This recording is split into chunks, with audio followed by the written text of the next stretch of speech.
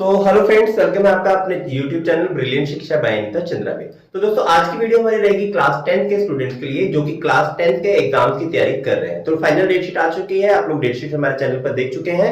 तो आज से हम लोग स्टार्ट कर रहे हैं sample paper you like class 10। तो sample paper you like class 10, तो हम लोग बात करेंगे अनसॉल्व क्वेश्चंस की। तो सबसे पहले आपके पास एक क्वेश्चन है, वेरी वेरी इंपॉर्टेंट। इसमें आपके पास टर्म को चेंज भी कर सकते हैं, मतलब आपको हो सकता है 1/2a 1/2b 1/2x equals to 1/2a 1/2b 1/2x। तो याद रखना मेथड सेम रहेगा। तो या क्वेश्चन को स्टार्ट करने से पहले आपने क्या देखना है, देखते हैं। दो साइड आपके पास, नंबर 1 राइट हैंड साइड और नंबर 2 लेफ्ट हैंड साइड। तो देखिए हमें क्या करना है, जब वैल्यू सॉल्व करनी है तो यहां से एक टर्म, क्योंकि जिसकी वैल्यू सॉल्व करनी है 1/x, इसको क्या करेंगे हम लोग लेफ्ट हैंड साइड लेकर के आएंगे। तो चलिए लेफ्ट हैंड साइड ले आते हैं। Solution 1/a plus b plus x, और जब इसको इधर लेके आएंगे, यहां पर प्लस है तो यहां पर आके 1/x माइनस हो जाएगा। और अगर हम लोग राइट हैंड साइड बात करेंगे, आपके पास रहेगा 1/a प्लस 1/b। तो अब देखिए क्या करना है, दोनों साइड का हम लोगों ने एलसीएम ले लेना है, लेफ्ट हैंड साइड भी और राइट हैंड साइड भी। तो पहले हम लोग यहाँ के एलसीएम ले लेते हैं। एलसीएम लेने के बाद देखिए क्या बनेगा आपके पास, 1/a plus b plus x एक ब्रैकेट में और इंटू x। ये तो गया यहाँ का आंसर। अब ऊपर की बात करते हैं, आपको 1 को x से मल्टीप्लाई करना है। देखिए जब इसको इससे डिवाइड करेंगे पूरी रकम कैंसिल हो जाएगी, x बचेगा। तो x माइनस, और यहां पर आपके ब्रैकेट में पूरी रकम आ जाएगी a plus b plus x। चलिए इसको एक बार दोबारा से देख लेते हैं। देखिए हमने क्या किया, एलसीएम लेने के लिए ये दोनों टर्म्स को नीचे मल्टीप्लाई कर दिया। ये रकम इधर मल्टीप्लाई हो जाएगी, ये रकम इधर मल्टीप्लाई, मतलब 1 को x से करेंगे तो x आ गया आपके पास, माइनस का साइन आ गया, और a plus b plus x को 1 से करेंगे तो a plus b plus x आपके पास आ गया। बात करते हैं राइट हैंड साइड की। तो राइट हैंड साइड का एलसीएम a इंटू b, हमारे पास a b आ गया। अगेन b को करेंगे 1 से तो b, और a को 1 से करेंगे a, तो ये आपके पास गया b प्लस a। अब क्या करना है, आपने इस ब्रैकेट को खोल लेना। चलिए ब्रैकेट खोल लेते हैं हम लोग। क्या हो जाएगा, x माइनस a। अब देखिए ब्रैकेट के बाद माइनस है तो सबके निशान बदल जाएंगे, minus a minus b minus x over में इसको मल्टीप्लाई अभी करने की जरूरत है, हम इसको ऐसे छोड़ देते हैं। इसको ऊपर लिख देते हैं a plus b plus x into x। और यहां पर बात करेंगे तो सेम आपका आगे पीछे करके लिख सकते हैं, a plus b upon a b. देखिए अब यहां पर आपके पास ये b प्लस a है या a प्लस b है, दोनों का मतलब सेम होता है। एग्जांपल के तौर पे लेते हैं, अगर a की वैल्यू 3 हो और b की वैल्यू 2 हो तो 3 प्लस 2 भी 5 होता है और 2 प्लस 3 भी 5 होता है। तो इसलिए जब प्लस में है इसको हम लोग क्या कर सकते हैं, आगे पीछे करके लिख सकते हैं। चलिए अब ऊपर वाले टर्म को देखते हैं। देखिए x और x आपका कैंसिल, ये प्लस है और यहां पर माइनस। यहां पर देखते हैं दोनों टर्म का निशान माइनस है तो हम माइनस कॉमन ले लेते हैं। क्या बच गया आपके पास, a प्लस b ब्रैकेट में ax plus bx plus x square. देखिए इस ब्रैकेट को मैंने खोल लिया, a को x से करेंगे ax आ गया, x को b से करेंगे bx आ गया, और x को x से करेंगे x स्क्वायर आ गया।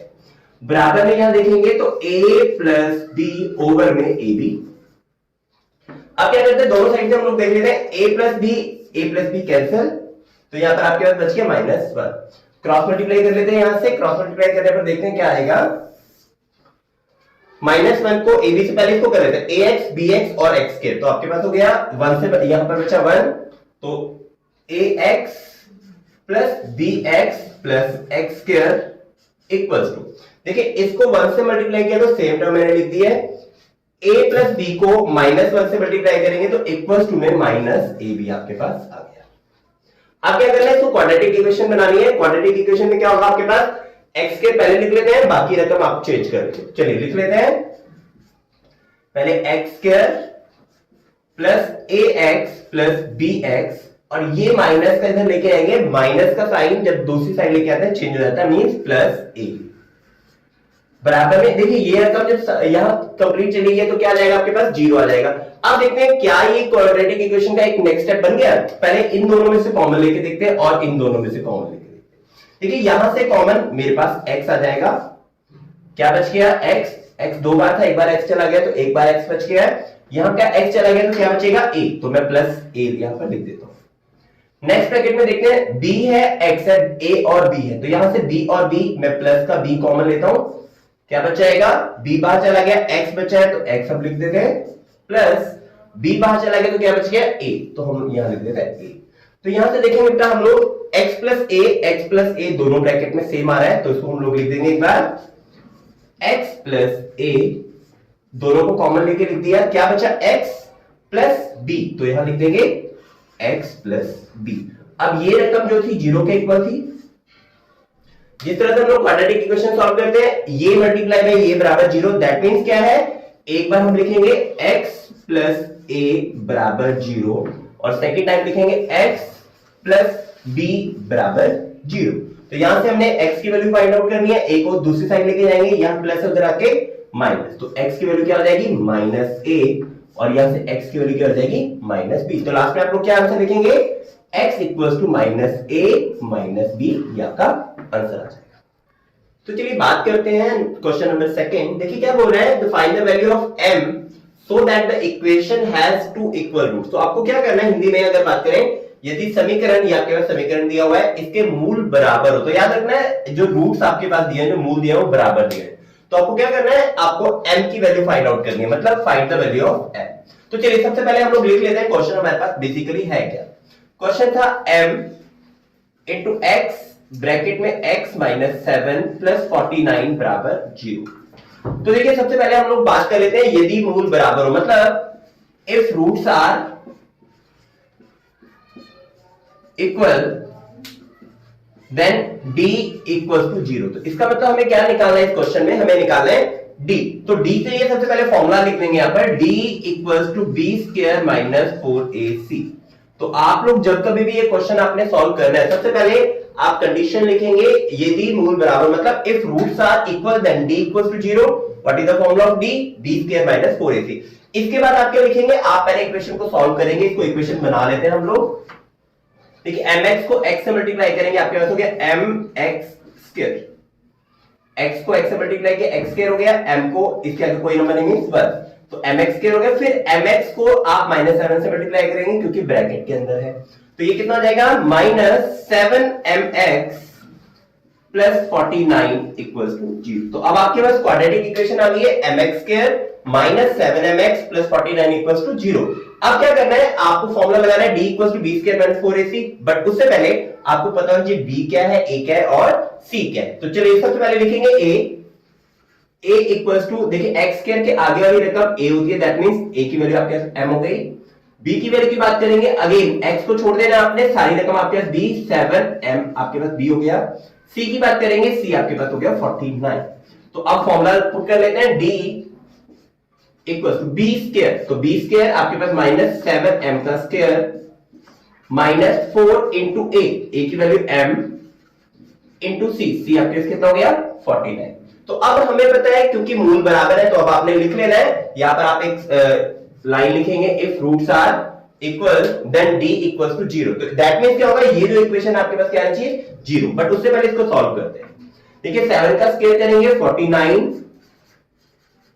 m स्क्वायर, इधर मल्टीप्लाई कर देते हैं, 9 चौके 36 का 6 हाथ लगे 3, 4 चौके 16 और 3 19, 196 आपके पास m आ जाएगा।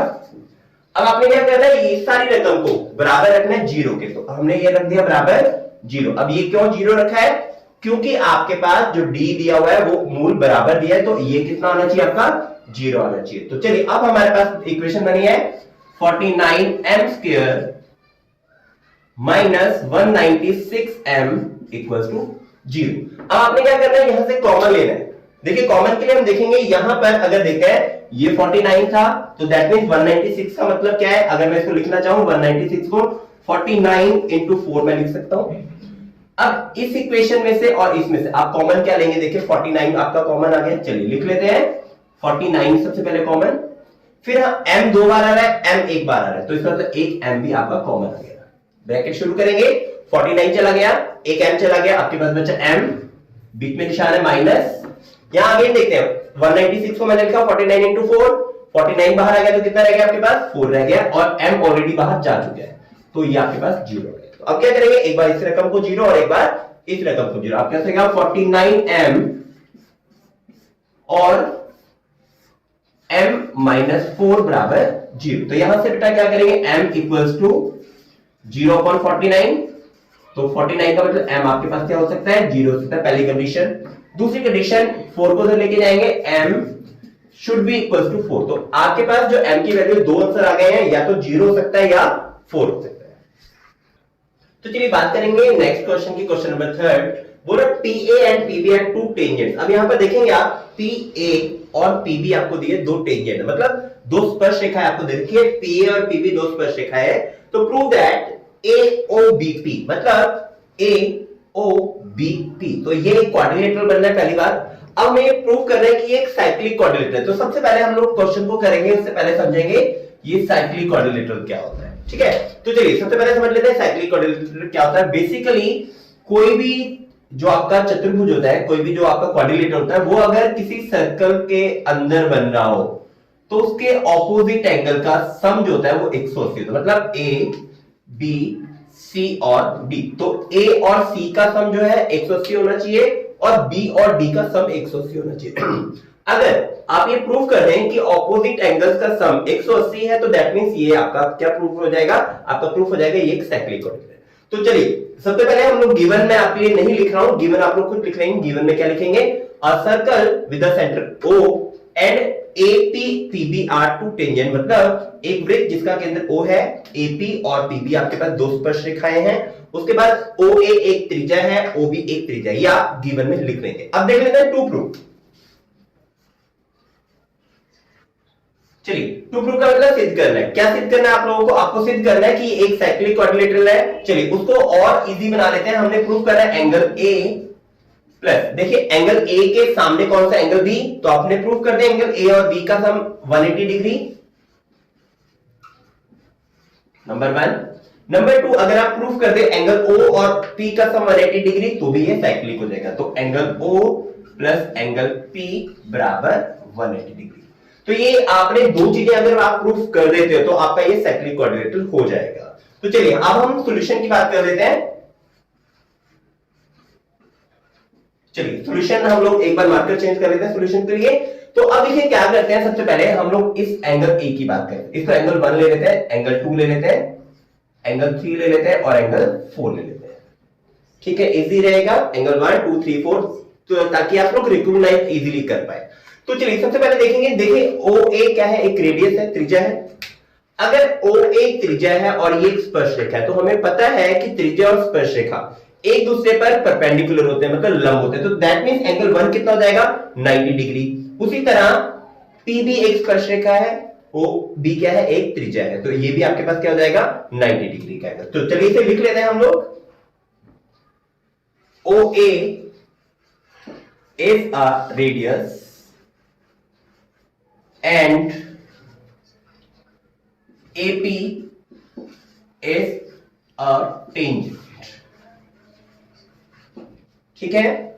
OP एक OA एक त्रिज्या है और AP क्या है, आपकी एक स्पर्श रेखा है। ये हमने लिख लिया यहाँ पर। ये लिख लेंगे हिंदी में। हिंदी में क्या लिखेंगे बेटा, रेडियस को लिखेंगे त्रिज्या और टेंजेंट को लिखेंगे स्पर्श रेखा। तो therefore angle 1 equals to 90 degree. Reason क्या आएगा, रीजन आएगा radius and tangents are perpendicular to each other, ठीक है। तो पहली चीज एंगल 1 हमारे पास 90 डिग्री प्रूफ हो गया। सिमिलरली उसी तरह से एंगल 2 भी आपका कितना हो जाएगा, 90 डिग्री हो जाएगा। सेम रीजन से आपका, सेम जो आपने ऊपर रीजन लिखा है। तो अब देख लेते हैं एंगल 1 प्लस एंगल 2 बराबर 90 प्लस 90, आपके पास हो गया एंगल 1 प्लस एंगल 2, 90 प्लस 90 180 हो गया, बराबर 180 डिग्री आपके पास आ गया। तो अब पहली चीज एक बार प्रूफ हो गया। हम देखते हैं एंगल 1 और एंगल 2 था क्या, एंगल 1 था एंगल A और एंगल 2 था एंगल B। तो इसको ऐसे लिख सकते हैं, angle A plus angle B बराबर 180 डिग्री। चलिए यही बात पहले प्रूफ करनी थी हम लोगों ने, पहली बात प्रूफ हो गई। अगली बात देखते हैं। नेक्स्ट हम लोग देखते हैं एंगल 3 और एंगल 4। तो देखिए angle 1 plus angle 2 plus angle 3 plus angle 4, इन सबका सम कितना होगा, 360 डिग्री। अब 360 क्या होगा, सम ऑफ एंगल्स ऑफ क्वाड्रिलेटरल, मतलब अगर हिंदी की बात करेंगे बेटा, इसमें हम लोग क्या लिखेंगे, किसी भी चतुर्भुज के चारों कोणों का जोड़ जो है 360 होता है। तो देखिए 1 2 3 एंड 4, ये चारों एक चतुर्भुज है, 1 2 3 4, 4 साइड है इसकी, तो चतुर्भुज के चारों कोणों का जोड़ 360 होता है, इसलिए हमने 1 2 3 4 सबको लिख दिया 360। अभी हमने प्रूफ किया 1 और 2 का जो सम था 180 डिग्री, यहां लिख ले रहे हैं 180 degree plus angle 3 plus angle 4 बराबर 360 डिग्री। अब क्या करते हैं, इस 180 को इधर लेके जाते हैं, क्या हो जाएगा, angle 3 plus angle 4 equals to 360 minus 180 degree. तो ये आपके पास हो जाएगा एंगल 3 प्लस एंगल 4, 360 में से 180 माइनस करेंगे तो आपके पास आ जाएगा 180, तो आपके पास रहेगा 180। तो चलिए अब देखते हैं एंगल 3 कौन सा है, एंगल 4 कौन सा है। एंगल 3 आपके पास है एंगल AOB, मतलब एंगल O लिख लेते हैं, और एंगल 4 आपके पास है APB, मतलब एंगल P लिख लेते हैं। तो 3 की जगह मैं लिख लेता हूं एंगल O और 4 की जगह एंगल P बराबर 180। देखिए यही हमें प्रूफ करना था, दोनों ये वाला क्वाड्रिलेटरल का प्रूफ हो गया। तो अब लास्ट में अपने वर्डिंग क्या लिखनी है, लिखेंगे hence sum of opposite angles of quadrilateral is 180 degree, therefore AOBP is a cyclic quadrilateral। आप पूरा लिख रहे हैं, देखिए हिंदी में क्या लिखेंगे, क्योंकि चतुर्भुज के समूह कोणों का जोड़ 180 डिग्री है, समूह कोणों का योग 180 डिग्री है, इसलिए AOBP क्या है, एक चक्रीय चतुर्भुज बनता है। तो चलिए नेक्स्ट क्वेश्चन चलते हैं, क्वेश्चन नंबर 5 पर। क्या बोल रहे हैं, a cone, a hemisphere and a cylindrical stand on a equal basis, मतलब उनका जो बेस है वो सेम है। अब बेस सेम होने का मतलब पहले समझ लेते हैं, बेस सेम होने का मतलब क्या है। बेस सेम होने का मतलब बेटा उनके जो रेडियस है वो सेम है। तो आपके पास तीन चीजें दी हुई है, एक कोन, एक हेमिस्फीयर और दूसरा सिलेंडर। तो तीनों का जो बेस सेम है एंड सेम हाइट, तो इसका मतलब उनका रेडियस भी सेम है और उनकी हाइट भी सेम है।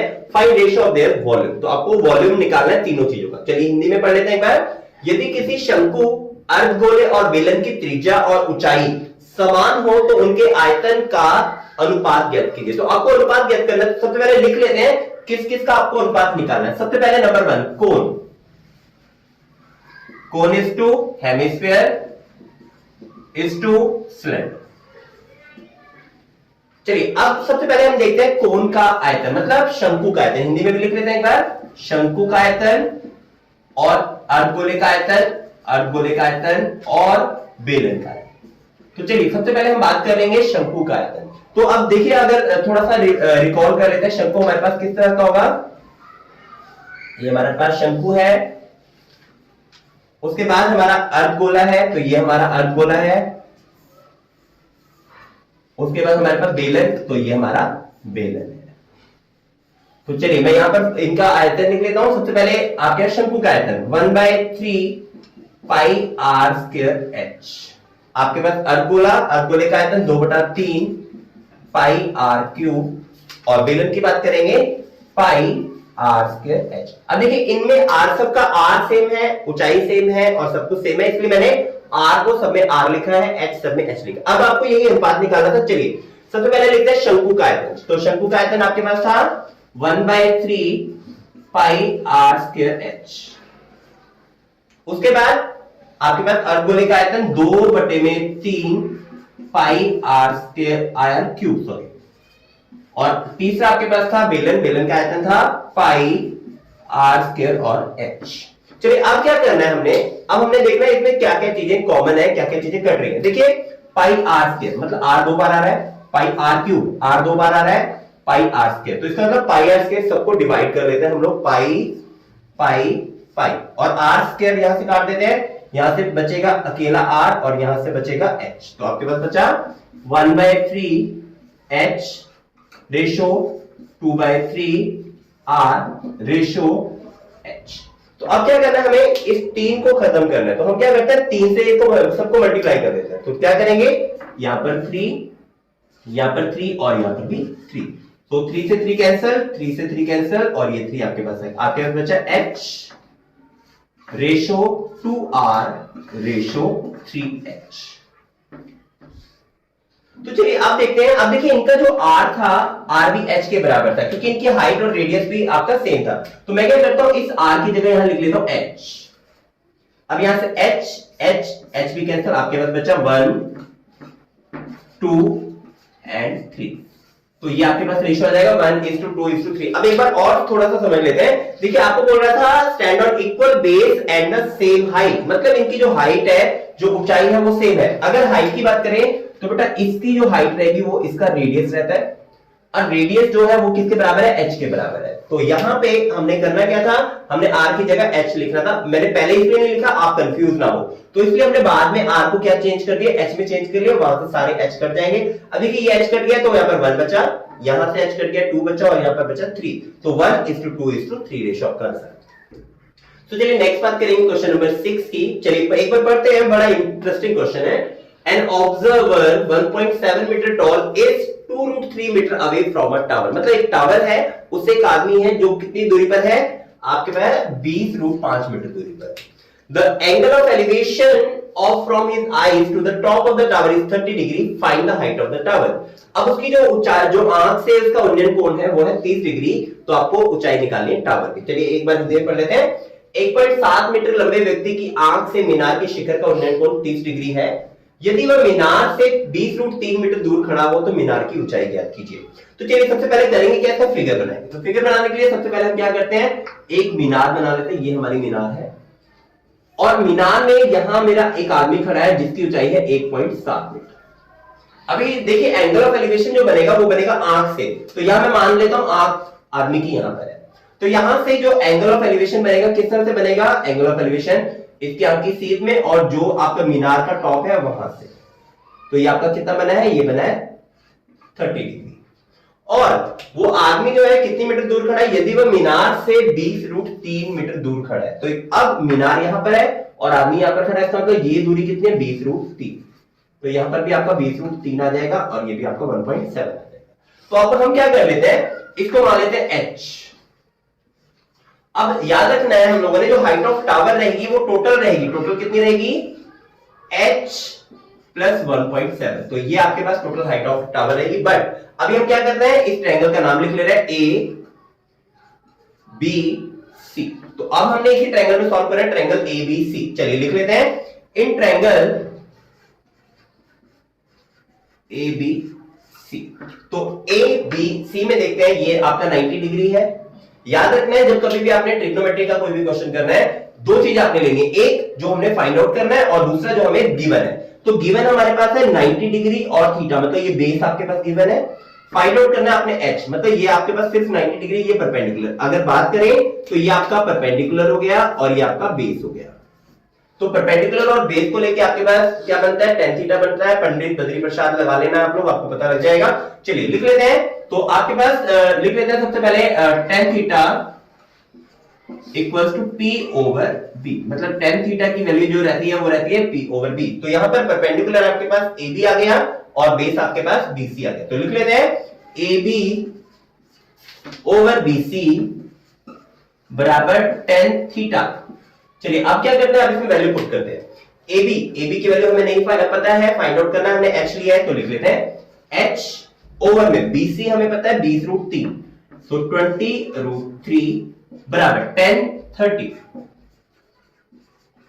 अब देखिए tan 30 की वैल्यू हमें पता है 1/√3, तो इसको हम लोग पुट कर लेते हैं h by 20√3 बराबर 1/√3। अब यार आप रीजन लिखेंगे, क्या रीजन लिखेंगे, tan 30 बराबर 1/√3। चलिए अब क्या करते हैं, दोनों तरफ क्रॉस मल्टीप्लाई कर लेते हैं। आपके पास हो जाएगा h√3 बराबर 20√3।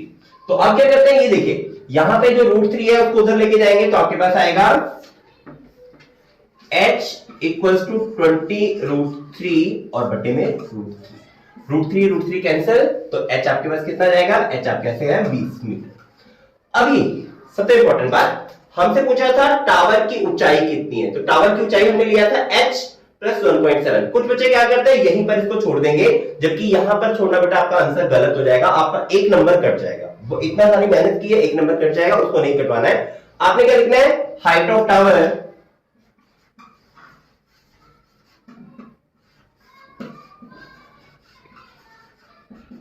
h plus 1.7। तो h की वैल्यू हमने कितनी निकाली है, यहां पर 20 निकाल लिए, तो हम लोग लिख लेते हैं 20 प्लस 1.7, तो आपके पास आंसर आ जाएगा 21.7 मीटर। तो ये था बेटा आंसर, और उम्मीद करता हूं ये आपको समझ में आ गया होगा। तो दोस्तों ये था हमारे पास सेक्शन बी आपके सैंपल पेपर का। नेक्स्ट जो आपका पोर्शन रहेगा उसमें हम लोग नेक्स्ट वीडियो में बात करेंगे। तो उम्मीद करता हूं आपको समझ में आया होगा। आप लोग इसको लाइक शेयर और सब्सक्राइब जरूर करेंगे। Thank you very much.